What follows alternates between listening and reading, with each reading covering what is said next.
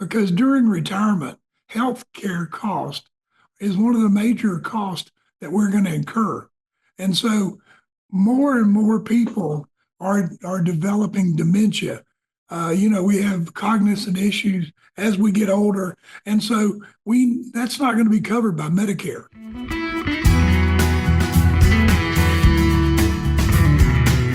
It's almost every retiree's biggest fear, or at least one of them, how to cover the expected or unexpected expense of medical cost into and throughout retirement. And today on Financial Focus, we'll talk about the strategies, the 4 approaches to addressing long-term care with the founder and CEO of GulfCoast Financial Services, John Kuykendall, here with us as always, providing that information. And John, you address these kind of issues with your clients there at GulfCoast Financial Services. That's why the readers of the Lake City Reporter for the last 10 straight years and running have named GulfCoast Financial best of the best in financial services.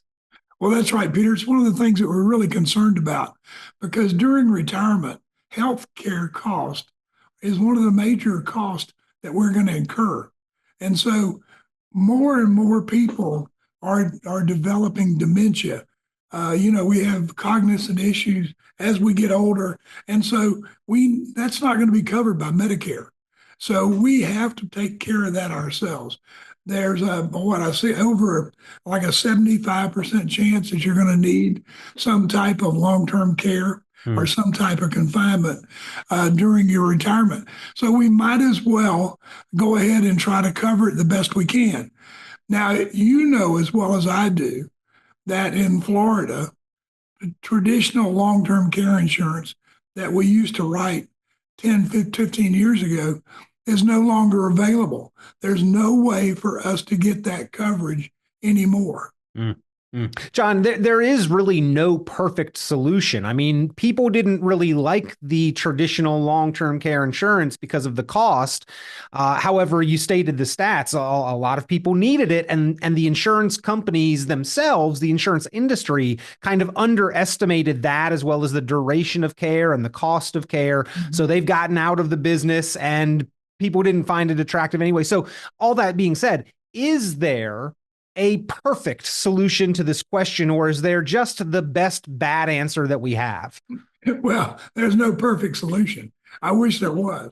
But what we can do is take life insurance and annuities and do kind of a hybrid where we're going to be able to take the cash value out of the annuity and be able to use that, or double our long-term, our income payments for 5 years, or with the life insurance. A lot of those life insurance policies now that have just been issued have chronic critical illness riders, which will let us take the face value, a percentage of the face value out early so that we can use that, Peter.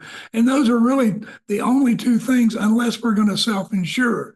And the problem with self-insuring is if you're a couple and I spend all of the money on one individual and the other individual is still alive, how is he or she going to survive during retirement?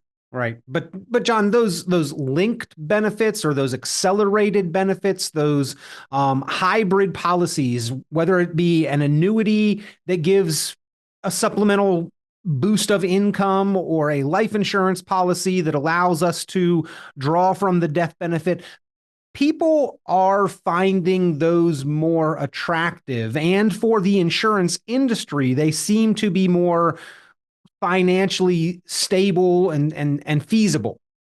Well, the thing is that, for one thing, we're not making payments into an insurance policy that we may never use. So we're not, and 2, because you mentioned earlier the actuarial cost, which were totally underfunded, underestimated, policies kept going up. So I don't have to worry about my premiums increasing. So this is the best of the world that we have available, and those linked benefits will work. The insurance company doesn't really have to underwrite them. They're going to pay that life insurance policy sometime.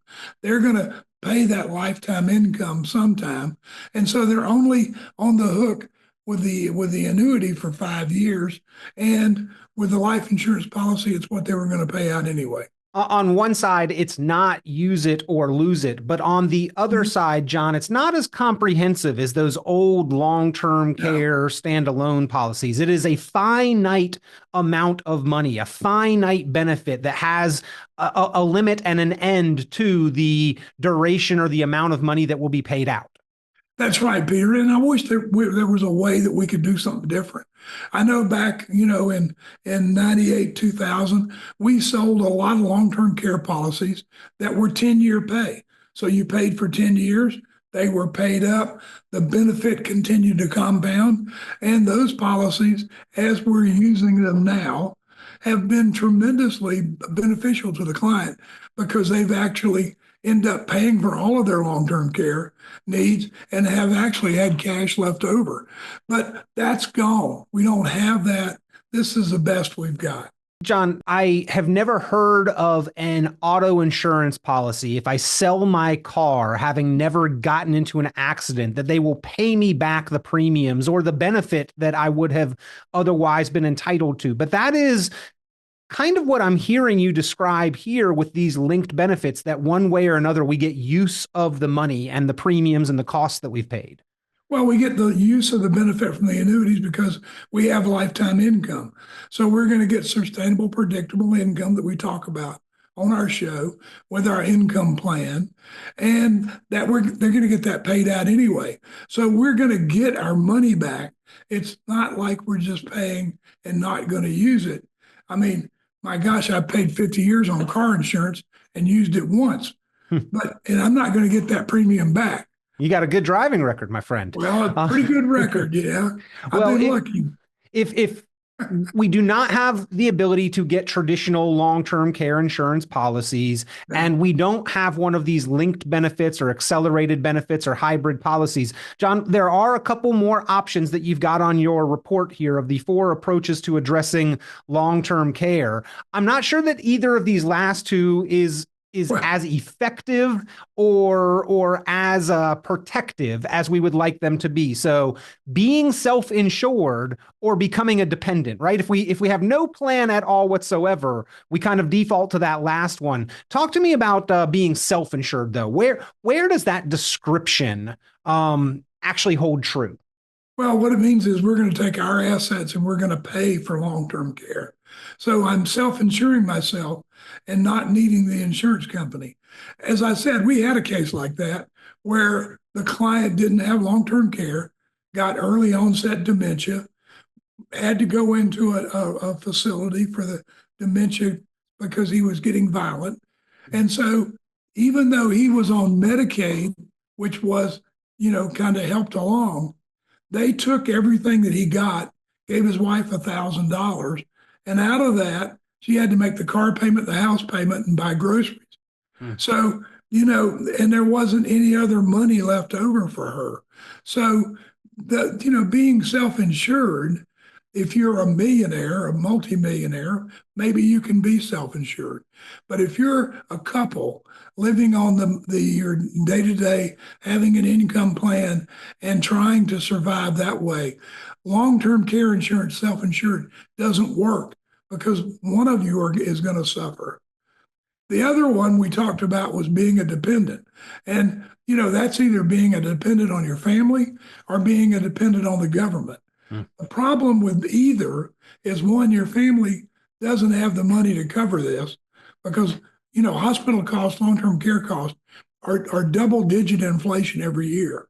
And they're going to continue because we have this huge population that is getting older, needing care, and the rooms are getting scarce, and they're not being built that much. So that's the problem there, is it's going to hurt your family.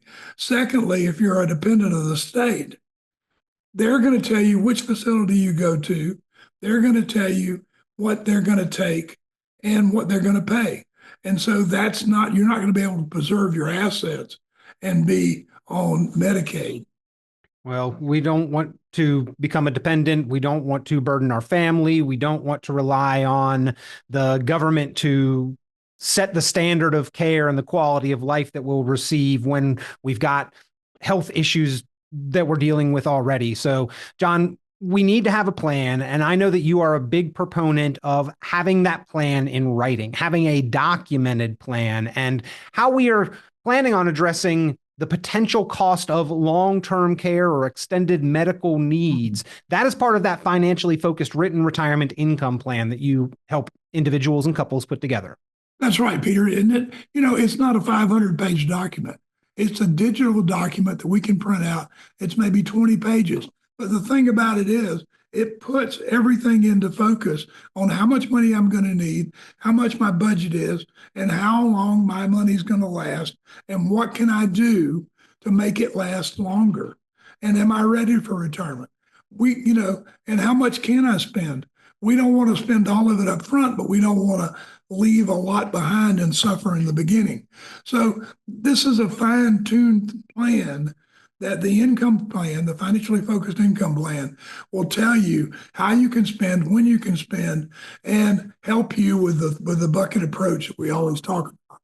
We always appreciate you taking the time to talk about these difficult topics and subjects, these things that people have questions or concerns about, and how to structure a plan to address them for lasting financial stability and confidence into and throughout retirement. And John, I think a plan without addressing long-term care cannot be said to have that confidence in lasting stability. We have to have a plan that addresses the potential of long-term care expenses, because Medicare does not cover those. Medicaid is essentially health care welfare. That is a means of last resort where we have to essentially be penniless, and we don't want to depend on family, loved ones, children, step or children-in-law, taking them out of their own peak earning years and detracting from their own retirement preparations. Well, that's right, Peter. We don't want to be a burden to our families. One thing that my clients have always said is they don't want to run out of money and have to go live with the kids. And so what we're trying to do is make sure that you're independent. The kids don't want you. And so we need to figure out a way that we can support ourselves during retirement. And as we get older, Peter, we're going to need care. I mean, dementia is becoming more and more of a problem in the United States, especially among men. Cancer. I mean, I've got clients right now with dementia, with cancer. We're dealing with all kinds of issues. And without some type of long-term care, these people would be spending down their assets so that the loved one that's still here and still healthy is not going to be able to live the lifestyle that we want them to. Yeah. We've got to deal with it. John, we've talked about the series of reports that you've put together and you make available. I recall the 3 largest expenses in retirement, ones that we have to deal with and should deal with: taxes, your largest known expense; healthcare, the largest potential expense; and then inflation. We know things are more expensive today than they were in the past and will be more expensive in the future than they are today. We've got to plan for these. And then this report of the 4 approaches to addressing long-term care. I think that these are reports that everybody should get their hands on, as well as the customized and specific to your situation, the individual financially focused written retirement income plan. Ladies and gentlemen, if you'd like those, pick up the phone, give Gulf Coast Financial Services a call, 386-755-9018, 386-755-9018, 386-755-9018, or go online, gulfcoastfinancial.net, gulfcoastfinancial.net. John, always appreciate the time. Thank you, Peter. It's great being here. See you next week. Be sure to like, subscribe, share, and tune in for more financial focus by visiting gulfcoastfinancial.net. The information presented on this program is provided for informational purposes only, without warranty of accuracy, completeness, or suitability for a particular purpose. This program is not intended to be and does not constitute financial, investment, legal, or tax advice. This information is general in nature, not specific enough to be construed as advice. You should not make any decision based on the information presented on this program without independent consultation with an appropriately licensed professional or competent advisor. Investment in securities or the market involves a potential risk for loss of principal. Trading, therefore, may not be suitable for all listeners. Annuity guarantees are based solely on the financial strength and claims-paying ability of the issuing company. Withdrawals of growth from annuities may be taxable as ordinary income in the year it is taken. Individuals should review contracts for specific details of the product's features and costs. Early withdrawals may subject the owner to penalties, fees, or taxes. John Kuykendall is registered with and securities are offered through Kovac Securities Inc., member FINRA SIPC, found online at www.kovacsecurities.com. Advisory services are offered through GulfCoast Financial Services Inc., a registered investment advisor in Florida. GulfCoast Financial Services Inc. is not affiliated with Kovac Securities Inc. or Kovac Advisors Inc. Past performance is not indicative of future results. All investing involves risk. Investment decisions should be based on your own goals, time horizon, and tolerance for risk. Due to various factors including changing market conditions and/or applicable laws, the content may no longer be reflective of current opinions or positions. GulfCoast Financial Services Inc. has been named as Best of the Best since 2015 in the category of Best Financial Advisor in the Lake City, Florida area. The award was based on receiving the most votes in this category from a survey offered and tabulated by the Lake City Reporter. No direct or indirect compensation was provided to the Lake City Reporter and/or any raters, and the award is not contingent on future direct or indirect compensation offered to the newspaper and/or raters. Portfolio performance is not a criterion, and voting is open to any readers of the newspaper.